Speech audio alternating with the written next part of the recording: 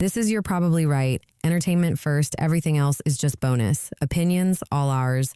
Sometimes backed by research, but never the final word. There are always exceptions, so take it with a grain of salt and a slight dusting of chili powder. That's the fight and the fright, we're searching for truth. Let's go. The quiet answer stays inside. You are probably right, it cuts, but it heals. It stings, but it feels. You are probably right, I'm born to the cure, the pain in my soul. From gliding to ignite, we're finding the way. From biting to inside, where shadows give way.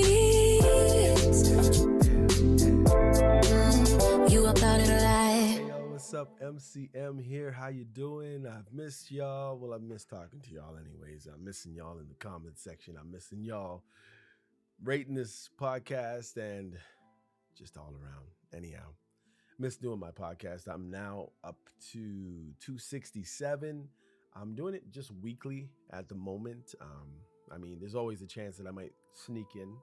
The only time I'm going to sneak in an extra episode at this point is if I'm really excited about a certain topic that I know that I haven't touched on at all at this point. 267 is quite a lot of episodes for a single podcaster, monologue type podcaster, or question to answer only podcaster like myself. And I try to make everything evergreen. And that's just what I'm doing. Anyhow, I'm thanking you for coming out today. And if it's your first time listening, I really appreciate it. I don't know what caused you to stumble on us. You can always email us at yprpodcast@gmail.com and let me know. Or if you have questions, or if you have suggestions, or something you'd like me to talk about or go into, then you can leave an email right there, or you can leave it in the comment section on your, your podcast provider, I suppose, if there's such a thing on what do you call it? On the platform that you're using. Anyhow, this podcast has been brought to you by Spotify. Although we are on Apple and tend to have more views on Apple for whatever reason. I've looked into that and it doesn't make any sense to me, but whatever. Anyhow, this episode's title is Respect. You'll understand exactly what I mean in a moment. So I'm going to get into it without any further ado. Anyway, whatever. Welcome to You Probably Right. Today, I want to talk to you about value. That's right, value. How you see it in yourself, how others read it in you, and how that perception quietly shapes desire, leverage, and the whole rhythm of, I guess you can call it, modern dating. Not theory for theory's sake. This is about signals you already send without realizing it, and the simple ways you can shift those signals to honor your actual own worth. We're going to look at social proof. Why people rate us when they notice others rate us high too as well. We'll get into scarcity, why being a little less available raises your perceived value, and why chasing usually lowers it. You remember, I'm cutting into this, but do you remember how, obviously not all of you are going to remember how, but back in the day, whenever back in the day is for you possibly, there was a super happy, terrific, that's even a joke right there. Anyhow, you have to Google that. There is an amazing icon who would very seldomly show up to any award shows, like maybe it's American Music Awards or Oscars or Grammys or whatever it is. They would just not be there most of the time, or they would show up here and then they'd show up in 3 years, that type of thing. Scarcity. Why? It gives you value. When you're always there, people just know you're always going to be there. It just makes sense, right? Right. And that's why you hear kids say, I didn't appreciate my parents while they were there, because they were always there. When they're gone, it's like, whoa, you reach back into the recesses of your mind just to remember what they might have said in a situation that you're going through right now, because you don't have them to talk to. Before, you could just maybe walk out of your room, walk down the hallway into their room and say, this happened to me today. What do you think I should do? And they're gone. Scarcity. Now, obviously, that's the extreme version of scarcity. But just think about that again, maybe just an icon in society. Maybe think about it as a friend you always have, and then all of a sudden they go away to college or something, and then you see them in 2 years, or somebody goes away to war maybe, and then they come back. You realize the value. Your value is always realized when you're not around. When you're around, it's just not valued as much. That's just the way it is. Right. Anyhow, we'll talk about self-image. How carrying yourself as a prize changes how you're treated, right? And again, I'm going to veer off this. I don't know why, but I got to do it this way. Otherwise, it's just boring and you might as well be listening to my voice in AI or something. So realizing, yes, this is not an AI talking to you. And you'll probably recognize that by all the mistakes. But, I have a sort of a pet peeve. And I know that maybe people will say that I don't have a right to have this as a pet peeve, but it's okay. Women will ask you, maybe you'll be with a woman as a guy. Now, this podcast is not only for guys, so don't worry about it. This is for men and women. But I'm just speaking from the guy's perspective. You have female friends who might dress provocatively. And if it's your wife or your girlfriend or whatever it is, and you're out and they're provocative and cleavage is out, or something is just too tight. There's a printout of this or a printout of that, right? That. And people are going to look. That's just the way it is. And, some of us are given that statement that I dress for myself. Right. No guy believes that, by the way. Most guys will believe that either you dress provocative so everybody can see your boobs, or your, hoo-ha. You're either trying to show up other females, or you're trying to get the attention of men. Now, it's nice when maybe you're trying to get the attention of your own man, but most guys have the experience of having a woman on their arm, or close to maybe not on their arm, who is dressing in a certain manner that causes a lot of looks. And sure, it's okay if she holds your hand after a guy starts gawking and starts whatever, and it's just not necessary, you know what I mean? But I know we all have our different ways of dressing and style and whatever it is. It's just, please don't lie to us. You're not dressing that way for yourself. You just want to see your boobs. You're not looking at yourself unless you're walking around with a mirror in front of you. You don't know what you look like. You don't know when a nipple pops out, right? You don't know when something's riding up a little bit too high, right? Just like our guys don't know if they're sagging a little bit too low, right? If that's their thing. Anyhow, just saying, but then just remember that how you carry yourself, if you carry yourself like a prize, you'll be treated like a prize. Now, if you carry yourself like run-of-the-mill yesterday's lunch, you're going to be treated like yesterday's lunch. And, yesterday's lunch is tasty, so you'll want to be eaten.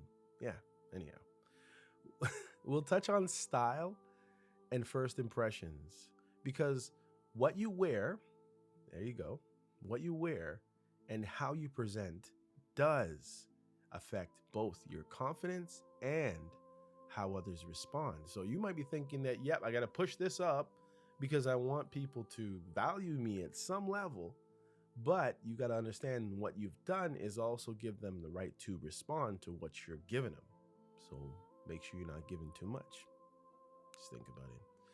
And we'll dig into the anxious avoidant dance, that push-pull where one person craves and chases and the other distances and holds power, and how you shift that dynamic by elevating your life, your signals, and your standards.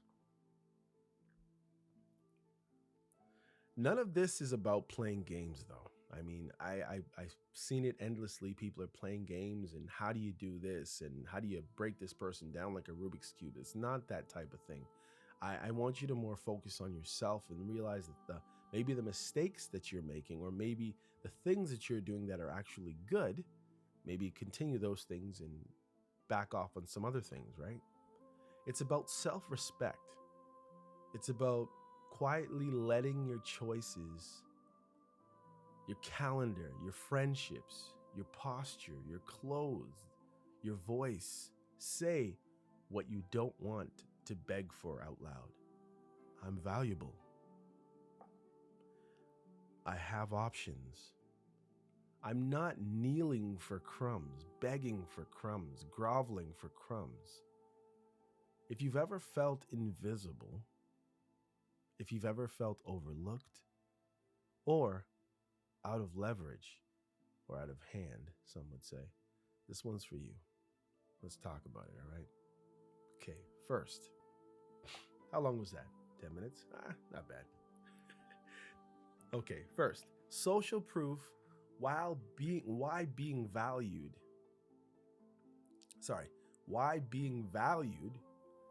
begets value, right?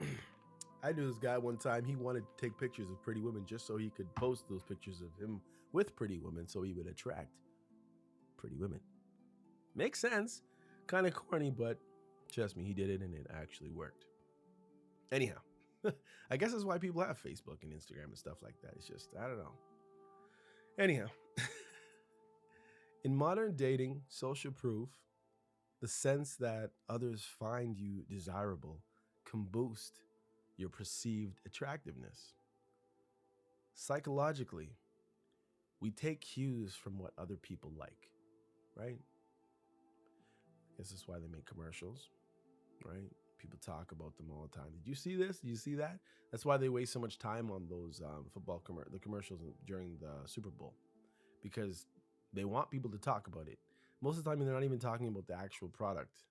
But if you get both people talking about the product and the commercial, then you got something, right? It's like the Michael Jackson one back in the day when they did the moonwalk, and Alonzo, what's his name, Rivera, whatever his name was.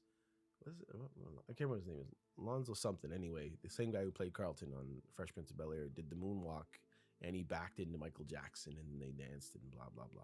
Anyhow, it was something, and we do remember it was a Pepsi commercial, and we do remember that it was Alonzo Ribeiro, and we do remember it was Michael Jackson, the Jackson 5, and yeah, that was probably the perfect example right there.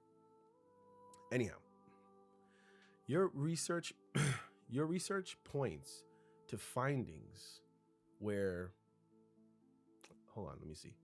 Sorry.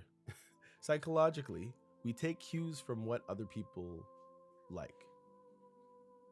Your research points to findings where, or the research actually points to finding research where people became more attracted after seeing others rate them somewhat high or highly.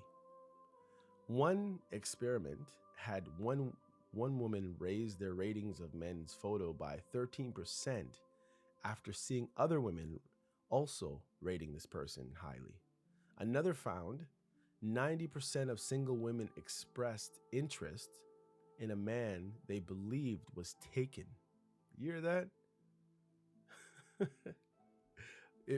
Versus 59% when told he was single. So 90% of single women expressed interest in a man they believed was actually taken, versus 59% when told the same guy was single. And, it's something that I've said many times, back in the days, like when you were looking for a job and you had a job, it was a lot easier to get that job. But if you had no job, that means nobody wants you. So then it's like the person hiring is like, well, why do we want you if nobody wants you? Same thing. That pre-selection or mate choice copying gives an attractiveness boost when we're seen as desired. So as long as someone else sees you as desirable, or someone else even at a company sees you as a desirable, if they see that somebody else likes you, or somebody else respects what you've done with yourself, or what you're doing now, then it all of a sudden makes you more desirable to us, right? Sources, as provided, well, I looked at Reddit, of course. Multiple references say the same thing. And then why this matters. Why this matters, even if you don't have a big social following, and this is a problem for a lot of people. A lot of people don't have thousands of people. They might have 600, or they might have 14. Very few have 30,000, right? And many have way less than 100. Anyways, why this matters, even if you don't have a big social following or a loud friend group, social proof isn't about volume, it's about visibly belonging. Clear cues that people enjoy you, respect you, and choose you.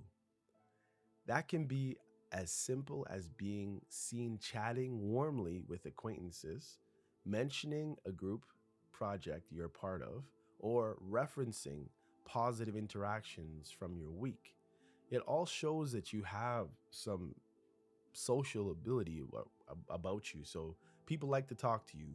If you're seen, again, if maybe it's a job, if you're seen talking to other people, if you're seen being friendly with everyone in a professional manner, it's going to show that it gives you automatically social currency. If you're the person who's always just working away in the wood shop in the basement and everything else is going on above you and you never come out to do anything except hand over your work, then you're going to be seen as weird.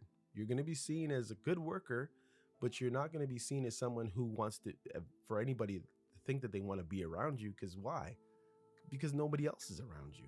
It's just that simple. So you might be a hard worker, you might be clean cut, you might be very responsible, you might be very cordial, you might be very courageous, you might be very what's the word? I can't think of the word. Conscientious. There you go. You might be very conscientious, but if you have no social skills, it's like, why does anybody want to be social with you? Right?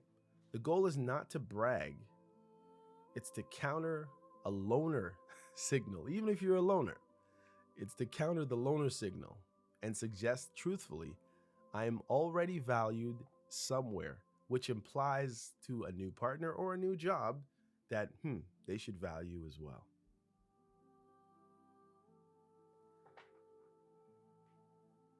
So now let's look at practical ways to embody this without changing the facts, or at least your facts. Keep consistent, positive touch points with a few friends or collaborators. Let that warmth show up naturally in your story, in your life. Be natural, but also be as social as possible. That doesn't mean you have to be a social butterfly if that's not who you are. If you're an introvert and you enjoy talking to people, but one at a time, possibly two, and you don't need a whole gaggle of people surrounding while you're telling this amazing, elaborate story. It's not about that. It's not that everybody loves this guy, and that's why somebody should choose you, or everybody loves this gal. And her stories at shopping are so amazing that everybody has to crowd around. It's not that type of thing. It's just showing that you're social and that people actually want to talk to people. You're not cornering people wherever you go to speak to them like you're a senior and you're in the mall and you haven't talked to anybody for like 3 weeks or something like that. Like you got to show that, yes, you talk to people and you do it all the time and it becomes natural and people want to talk to you. Bring up shared activities, because sometimes people really don't know what to talk about to other people. I don't have that issue, but I know certain people have said, like, literally, I have nothing to talk about. So the best thing is, you can bring up shared activities. You can, talk about class if you're at school, or talk about volunteering. Who doesn't appreciate or respect somebody who volunteers? Talk about creative work, stuff that you do on your own. Maybe you run a podcast. Maybe you have a YouTube channel. Maybe you whittle whistles out of wood. Talk about your church gathering. Talk about your rec league that you play in. Talk about the cake that you made yesterday, you baked yesterday, and the design you put on it. Talk about the way that you striped your lawn. Talk about the plants that you you pulled up and replanted and transplanted somewhere else, or the vegetables that you're growing, and the amazing haul that you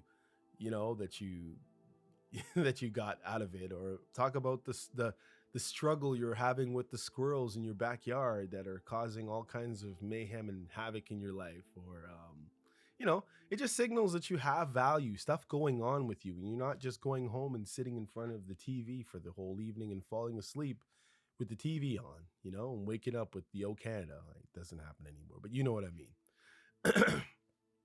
In public settings, be social, be present, be kind to your staff. If you're a boss, be kind. Don't micromanage people. They're not going to like that. And, a lot of the time, to be a boss, you have to be somewhat of an ass, as they say, to people sometimes, because you're not just going to give people and let people do what they want. You're not going to be able to walk all over you in most cases. A lot of the time, you are not the social butterfly. A lot of the time, you are, what's it called? Here's the word. Not open, because you can be open. Disagreeable a lot of the time when you're a boss, right? And so therefore, you have to work on still your social skills when you're at the top of everything. You're not letting people weigh you down, and that's probably why you got to that managerial position in the first place. But at the same time, you still have to show that you're a social person. So you got to be kind to staff. You got to be warm to strangers, not wanting to be taken away, but at the same time, you can be warm to people you don't know. You got to check and say, what does my face look? What am I projecting? And sometimes you have to trick yourself. If you know that a mirror's coming up soon, and you like, how's this? I know people that when they're going to take a picture, people close to me in my life, that when they take a picture, they put on a certain face every time. And you're just like, why are you putting that? That's not even your natural face. But anyways, the point is catch yourself just looking normal, and then turn and look into a mirror and see what you look like and see what other people's look like. And maybe the best thing is to take a picture and then come back to that picture maybe in a day or so and just look at it and say, does that look very flattering? Does that person look very welcoming? Maybe you need to work upon you need to work on your makeup. You need to work on your makeup. Maybe you need to work on your grooming. You know what I mean? These are little, micro proofs that people respond well to you. Like, just showing that when you're in social places and being able to talk to people. But of course, the makeup and the grooming is a whole nother thing. Anyhow, social proof is quiet power. You don't announce it. You basically just simply live it. Be nicer to people. If you're a person and you work at a place with maybe 100 people and you never say hi to anybody, maybe that's your thing. You're focused on the work and you don't want to get caught up in chatter in the hallways and stuff like that. So you're always streamlined, almost going down the hallways with blinders on. No, stop and say hi to people. How you doing? And you know that generally when you say how you doing, most people aren't going to actually tell you how they're actually doing. They'll say, I'm fine. How are you doing? And you can move on. Every once in a while, you'll have someone who will be shocked that you even asked, and maybe they will tell you a little bit, but nothing's wrong with being a little social. I'm not saying you have to do that with everybody. Sometimes you can just give a nod, and then people know, oh, okay, so this person isn't a crab after all, You'd be shocked. If you're a person who keeps your head down and minds your own business, you'd be shocked at how many people actually think that you're stuck up and antisocial. And you'd be like, what? All I do is do my work. All I do is keep my head down, and I don't waste the company's time. But it's not about that. You'd be shocked, and obviously we can't please everyone, but understand that just because you keep yourself, just because you do your job, it doesn't mean that you have a good repertoire. You have a good showing to the people who you do not talk to. You allow people to create narratives when you refuse to talk to other people. They'll say, oh, he has this problem. He has that problem. You know what I mean? All right. Secondly, scarcity. Why too available lowers your perceived value. Even if your value is there, it lowers your perceived value. The scarcity principle in dating and in life Being selective and not constantly available tends to raise the perceived value. The research, I keep saying, the research cites work from Rochester EDU showing that people who play hard to get are perceived as more in demand, i.e., higher mate value, while those who seem too easy to attract can be read as desperate and therefore less appealing. Why? That's just the way it is. This isn't cruelty, it's boundaries. You can be genuinely kind, show real interest, and still protect your calendar. You do not need to reply instantly. Just because the phone rings, it doesn't mean you have to answer it. Think about it. Take a second. Let that sink in while I drink this water. Listen, you do not need to answer it instantly just because it rings, just because a text comes through. You don't have to shoot back a text, right? You're not ignoring anyone. But if you're in the middle of doing something and the phone rings or a message comes through, it doesn't mean like for you to actually be able to answer every single call, every single text within like a ring within the first three rings before it can go to your machine, or you have to send back a paragraph text within 2 minutes of somebody sending it, then it shows that you have nothing going on. People expect interesting people to be busy when they reach out. Now, do they want them to be busy? No, not because they want to talk to who they want to talk to when they want to talk to them. But they also know that people who have things going on because other people have need of them. It gives them social value, right? You do not need to drop everything for a loosely planned invitation. When someone is pulling away or pursuit kills your leverage, let your schedule reflect that you, yes, you, have a full life. Yeah, we're at 25, past 25. Wow. Practical expressions. Listen, offer clear availability on your terms. Thursday or Saturday afternoon works, your pick. Keep pre-existing commitments. If you go to the gym, if you work, family, church, creative time, don't erase you, because that's exactly what you're erasing. When you erase things that you do regularly, you know what I mean? If you're a soccer player, you may not be getting paid millions of dollars to play soccer, but you play soccer on Wednesdays. You can't give that up because it's something that you do, something you enjoy. It's part of your life, part of your routine. Don't give it up. Fit people in before if you don't have a special regimen you go through, or right after if you want to, right? When attention fades, let silence be data, not a summons to chase. Let it sit there.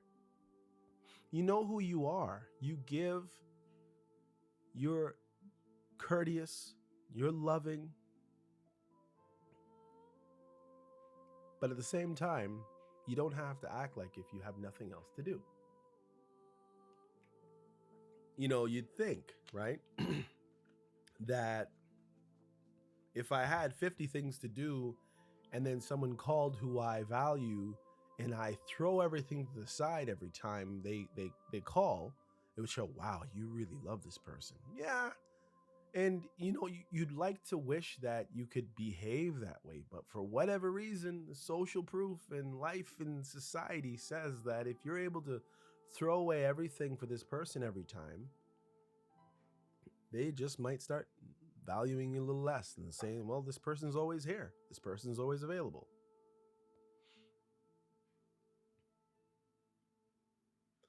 Scarcity done ethically says, right?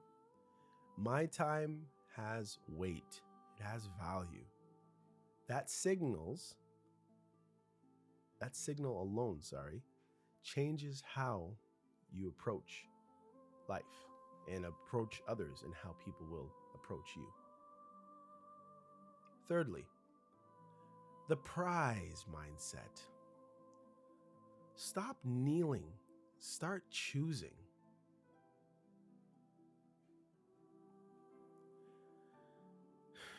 And this calls for a shift, See yourself as the prize, not as a supplicant.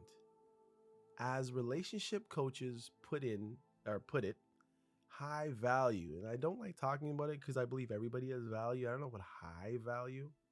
I think a person who you're with and decide to spend your time with in life, that person has high value. I believe everybody else has value. Just to me, maybe, I don't know. A high value person operates from inner confidence. You have inner confidence. You have self-esteem, not higher than you should, as the Bible says. Let not anyone think higher of themselves than they ought. Not like that. But you got to allow others to pursue you rather than begging for people's approval. Be you. Walk in your own shoes. You know what I mean? Live in your space. Wave your hands when you walk. You know what I mean? Like, look around and enjoy the scenery. You don't have to be streamlined and always just with blinders on. You can look around and experience life. These people know that they have choices and refuse to act out of just fear, right? Or scarcity.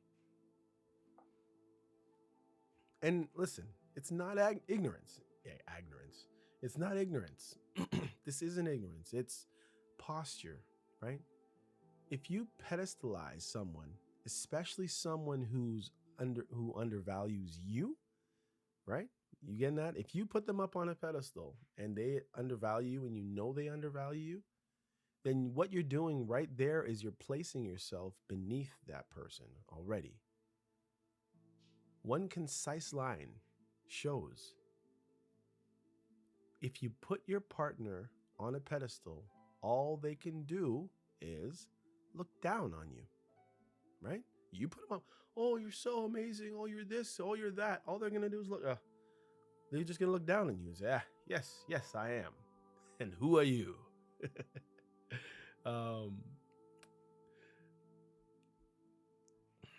Let's see. Adopt an abundance mindset. You'll be okay with or without this specific person. You have to. I understand you've never had anyone treat you that way. I understand nobody's ever been as good looking as this guy. I understand you've never been with a guy who's 6'2" before. I understand that you've never been with someone with blue eyes before or dark brown, hazel. I understand that you've never dated a doctor before. I understand that you've never been with someone with education before. I understand that you never dealt with someone so strong. But you have to leave a little bit to desire. You can't let them know. I'm not saying don't let them know anything, but you can't let on. You gotta act like you've been there before, someone said one time. Even if you haven't. Throw a party by yourself, but you can't always be outwardly showing all of that. You think that it would be more endearing, right? Like, our natural self is like, oh, I'm so excited, I'm so happy to be around you, but really that doesn't give what you think it gives. It gives that you're lower. It gives that, yes, I am this and you're nothing. And look at you worshiping me. I realize it, so I can treat you like this instead of like that. Right? Adopt the abundance mindset. You'll be okay with or without this person. There are always possibilities. You have to look at life that way, and you have to let people look at you that way, that you always have other possibilities. Refusing behaviors that look like kneeling, pleading, texts that say, oh, please, can you? No. Over apologizing when you make a mistake. No. performing to keep attention. No. You are who you are. You do stuff, and you are a wonderful person. You don't have to get on your hands and knees begging for little scraps. And you enforce reciprocity. Effort meets effort. Low effort meets distance. When you carry yourself as a high value person, people tend to believe you because you do, and you are. It's just sometimes people forget that they have value. You are carefully and wonderfully made by the Almighty God. You are special. You're made in His image. Yes, I understand there's 8 billion of us on the planet, but still, He made you. And you need to value yourself, and you need to make other people's value you. Otherwise, don't waste your time over there. Go over here, and it might take another month or 2 weeks or 2 days or 2 years. But at the same time, you don't need to spend your time somewhere where you're not valued. You're just wasting your time. You're not going to be valued. You're not going to be happy. You might say, well, I'll be a little bit happier because I'm not lonely. No, not really. Guarantee you get in those kind of relationships. A lot of time you're like, man, I wish I was single. Happens all the time. Next, style and first impressions. Wearing confidence. You know, there's a gentleman by the name of Deion Sanders, and he said this. He's an athlete, if you don't know. He said, what did he say? He said, if you look good, if you dress good, you feel good. If you feel good, you play good. If you play good, they pay good. You understand? It's like there's something about carrying yourself in a certain way that makes other people value you in different ways. And it even affects the way that you feel about yourself. Right?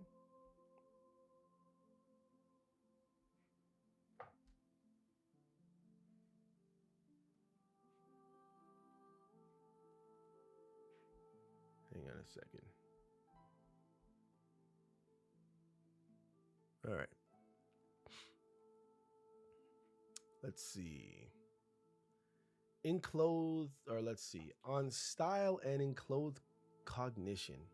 How clothing influences confidence and the way others respond. A well-fitted, modern look can raise your self-esteem and change your nonverbal signals. Posture, your gait, how you're walking, your eye contact, all that matters. And when it comes to your clothes, keep it tight. Keep a tight rotation of pieces that fit well and feel like you.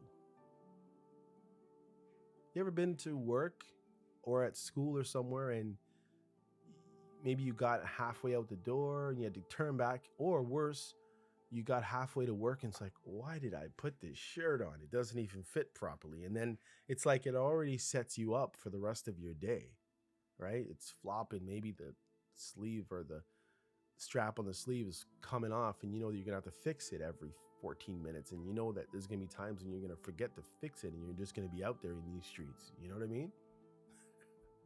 And then there's the time when you bought a specific outfit and you realize that you can, you just feel amazing. You feel like it actually makes you a better person. It doesn't, but it makes you feel that way, right? So you understand, hopefully, what I'm saying to you. And if you don't, maybe question somebody. Have you ever felt, when you go outside, ask them. Maintain grooming. That signals respect. Respect for yourself, respect for others. Don't be lazy. Get your hair cut. Yeah, it's 50 to 60, 70 bucks, guys, but do it. Women, you might be up in 200, 250 areas sometimes at times. Do it until you can get a guy to pay for it. No, I'm just joking. Add a signature to your touch, your style, a color maybe. Maybe you're the person that always wears deep purple. I don't know. Maybe you like to wear red and it'll always be a little tinge. Maybe it'll be on your glasses frame like Sally Jesse Raphael or whatever. some kind of a color accessory, maybe a frame, a style that becomes a small talking point that people expect. Oh, I didn't see him because I didn't see the red glasses. You know what I mean? Um, didn't think it was you or whatever. Treat daily life like you might meet someone meaningful at any point. Not to perform, but to be present. And to be present, you have to present your best self.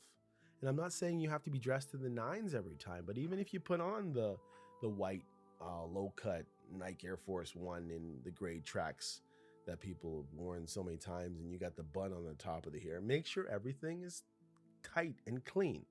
The Air Force Ones, they're white. Yes, they should look white. The gray tracks, they're baggy, sure, but they should be clean. There shouldn't be like a jam spot on the right leg just above the knee. If your hair is going to be up in a bun on the top of your head because you think that looks cool, and you saw some actress or actor or a musician do it and it looked really cool, or you just seen so many people do it, it should still be clean. Your hair should still be clean. You should be able to take the bun out and shake it out and put it down, and it should be able to fall nicely because it's clean and it's fresh still, right? Clothes aren't everything. I understand that. But they're your cover art. So you got to package it well. Okay? It doesn't mean it has to be formal, but it has to be packaged well. Things have to fit properly. There can't be holes. There can't be dirt. Right? Next. The anxious avoidant power dynamic. Rebalance, the good old thing we like to call hand. Research lays out a push-pull. Anxious partner often chases connection. Avoidant partners protect independence by distancing. Without visible social proof or self-possession, the anxious partner can be seen as cautiously or not, or low status without social proof, which gives the avoidant more leverage right off the bat. You see how that works? The result, the anxious person kneels for scraps, loses self-respect, and the cycle deepens. But check this out. Breaking it doesn't require changing anyone else's attachment style overnight. It means you behaving more securely. See that? You don't have to act like anybody else, but you got to behave more securely. Evaluating signals of value, or elevating them at least, boundaries and options. You have to, and I have to stress this, that abundance and self-worth reduce the anxious compulsion to chase, right? Once you realize you do have some self-worth, people like you. They just don't know it yet, maybe. In practice, that looks like space. Leave people with their space. Don't jump on every message so quickly.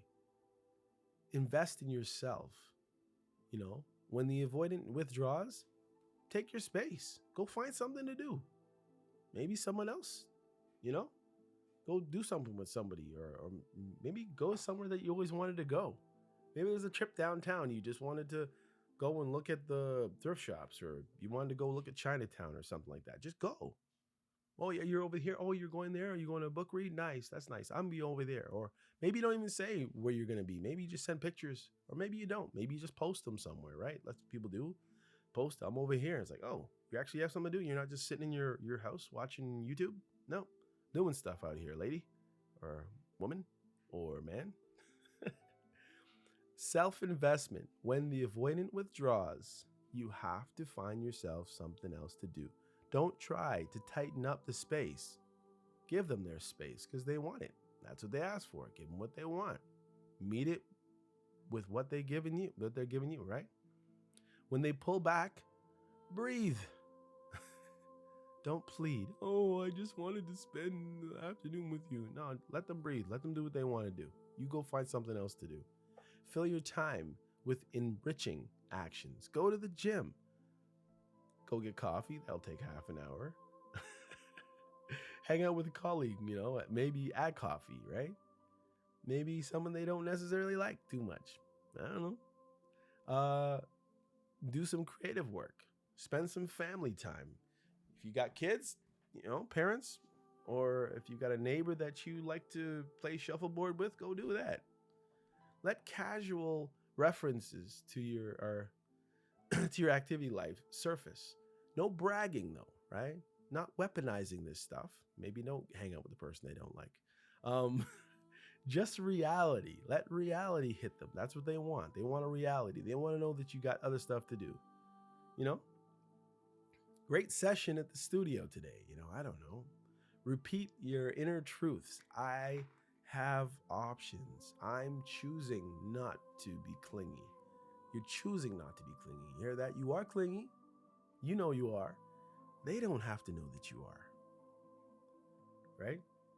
Expect fit, not perfection. Maintain boundaries, honor choices, yours and theirs, right? They decided they wanted to be apart. They decide they want to make that their priority. So you go make something else your priority, right? And maybe if you have time when they call, maybe you have to put them off for another day, right? You're not making things weird and you're not making fake reasons why you can't, but at the same time, give the value that's been given and placed on you, place it back on them. What's good for the goose is good for the gander, they say, right?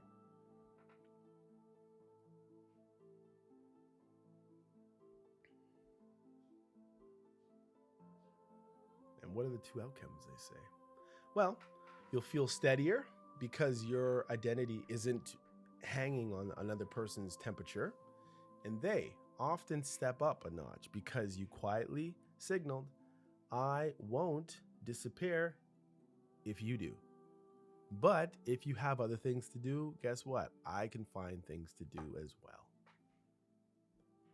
Next, key strategies. Let's see. Pathway forward. Keeping your intent intact and expanding the flow without changing your content. Let's see. Cultivate an active, interesting life. Hobbies, learning, social activities. On any scale, create real fulfillment and visible value. Visible, right? Stuff that they can see, it can be quantified, it can be looked at, it can be looked at again, right? New stories, new circles, built in social proof. 2, leverage subtle social proof. Highlight quality connection, close friends, families, collaborators. Let warm moments show up in conversations. Laugh, chuckle. Put a hand on somebody's shoulder. Be friendly. Be pro-social in public. People take validation shortcuts. They value who they see others value, right? They don't have time. We don't have time to interact with every single person every single day, even every single week. But they will remember you had that funny conversation that they barely just caught the end of.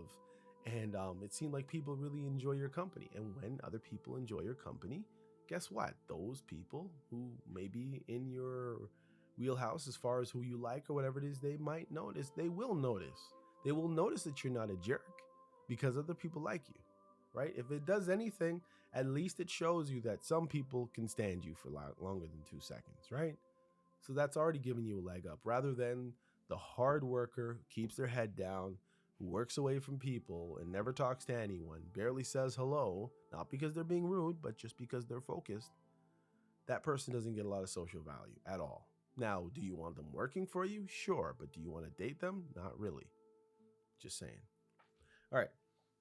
Dress and groom for success. Fit, cleanliness, get some type of signature style about you. And if you have no style at all, adapt a style. Maybe look through a website of people your built or your complexion or your height or stature or your body style, and you can, if you like, I'm just saying for someone who has never really thought about it at all, look at somebody who you like what they look like, and maybe their body shape or body type is the same as yours, and There's ways to fake an Armani suit without actually having money for an Armani suit. There's ways to fake having a Chanel bag if you don't have a Chanel bag, even if you don't, like, you understand it's not going to have the C's, but there's ways of making things look very classy that don't cost very much money. And if you want to, yeah, you can go to a Walmart to find some stuff. You can go to a sale. You can go to a thrift store. There's a lot of, tell you the truth, there's a lot of thrift stores that actually carry brand new things. Sometimes a store folds and they give all their stuff to charity. If you look deep and hard enough, if you have issues with used stuff or whatever the case is, there's different ways of styling yourself up without breaking the bank, right? Your look boosts your confidence and sets others' expectations before you speak, right? You walk in with a nice sweater. You're like, oh, that's a nice sweater. People notice what you have on. I guarantee you, I promise you, people recognize what you wear. Adopt a prized mindset. Remember, daily self-talk that aligns with your strengths. Act like someone who has options and refuses fear-based choices. Use healthy boundaries. Don't chase. Communicate once. Don't beg. Protect your time. A little absence clarifies effort. Don't always be available. Let them feel. People only feel or value your presence when you are absent, right? I've heard it before. I've been at work and then I missed a couple days and people are like, what happened to you yesterday? Like, we missed you, or, oh, you're here. Oh, you're back. They're not razzing you, but they missed your presence when they say stuff like that. Oh, you still work here? Yeah, they missed you. For whatever reason, whatever it was, they missed you. Foster abundance. If single, let respectful social energy remind you're desirable. In relationships, hold the inner belief that you'll be okay regardless. You have to hold it in there, otherwise you're going to be groveling. So choose not to be clingy, even if you really feel that you are clingy and you've been, you're so itching to do clingy things. Resist the urge. That's the only way you're going to keep them around. If you're clingy, then they're going to realize you have everything to lose by not being with them. And that's going to give them so much more leeway to treat you like however they feel like treating you. Take their eyes and pass you, as the West Indian people would say. Keep investing in yourself. Healthy living, learning, certification, creative goals, self-improvement. All that stuff and builds an unshakable confidence that others feel when you're around and when you're not around. It'll work for you. I remember he did this. You're not even there. I remember she looked like this. You're not even there. Remember how hair looked? Yeah, that was me. That was you. Wow. Yeah, they remember. People stop and remember and talk. Implement these things. People will respond to you differently. You'll feel the difference first, and the world will catch up next.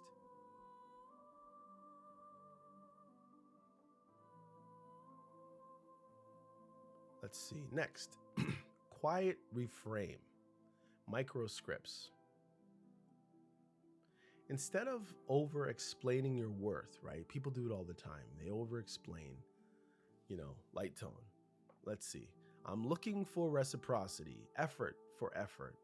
If that's your lane too, we'll do great. So you can let a person know what you're looking for straight up. You can say, I'm looking for reciprocity. I'll give if you give. If that's your lane too, well, we'll do great, right? Just be straight up. When pullback happens, even tone. Take the time you need. This is something you can say. Take the time you need. I'll keep moving, and you can ping me when you're in the mix, when you're around. Don't make it sound like you're so desperate. Please call me by 7. No. When available, when availability is assumed, when somebody just thinks you're going to be around at any time they can call. I'll call you at 5. Well, I might be busy, right? This is something you could say. Well, this week's tight. Saturday afternoon or next Tuesday evening works. Like, these are the type of things you can say when people assume that you're going to be ready to go whenever they are, right? Make your life seem full. And if it's just you don't like the idea of making it seem full, then make it full. When you want to signal social proof and originality, our group finished that project. Wild how much smoother it really ran this time round. And that shows, you're doing stuff. When style becomes confidence, smile in your voice. You see that? Smile in your voice. Smile in your voice. Say the two things sound different? Felt good to dress up today. It shifts the whole day's energy. As I told you, sometimes you have the right outfit on. It's like, man, I can't wait to put that back in the mix again in 7 days or something.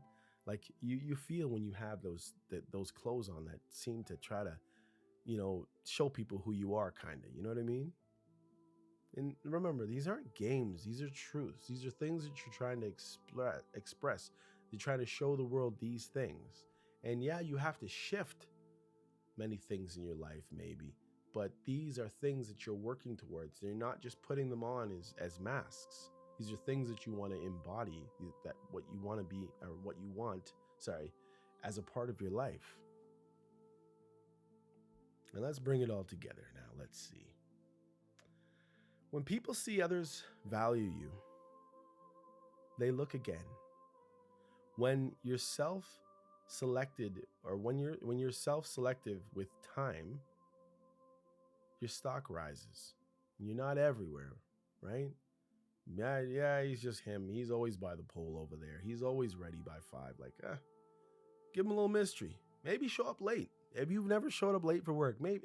I'm not saying to steal time, but you understand? Like, people always expect you there before you're supposed to be there to get everything for everybody. Sometimes you gotta pull back a few times. Like, wait, what's going on with this person? Is something going on in his life? How come he's all of a sudden late every day? I know that it's not a wonderful thing, but can you imagine if you're a person who's conscientious and always on time? People expect you to be on time. People expect you to do their work for them. What happens when you pull back 3 or 4 times?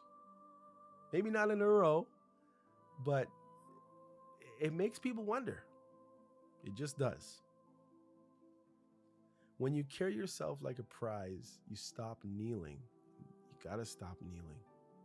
When you present well, you feel and project confidence.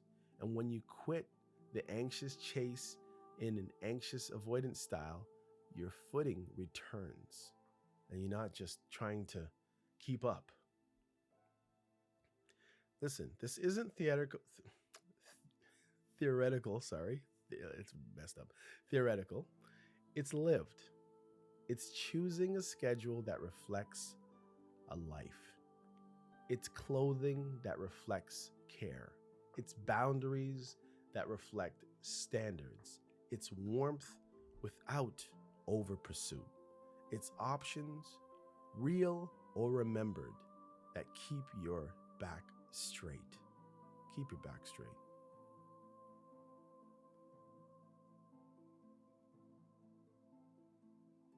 But you have to show it to yourself first. And what is it? Respect. All right, let me close this out.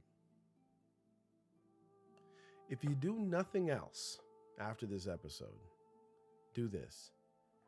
Treat your time like it matters. Let your calendar, your clothes, your voice, your friendship, all the quiet signals carry your value forward before you ever have to actually even say a word. Build a life you're proud to describe in one sentence. Let people meet you where you already live, not where you're kneeling. Unless, of course, it's God, and therefore you should be kneeling in front of Him every day. Remember what you research, or what my research confirms. Social proof helps, scarcity. Sorry. Social proof helps, scarcity helps, the prize mindset helps, presentation helps, secure behavior helps. Even if you feel or still feel some anxiety, you don't have to show it to people. Just do it inch at a time. The inches become immunity. And when you walk like someone with hand, people feel it. And they might want to shake your hand. Anyhow, this is MCM. And I'm out. Thanks for listening. Take care. This is You're Probably Right.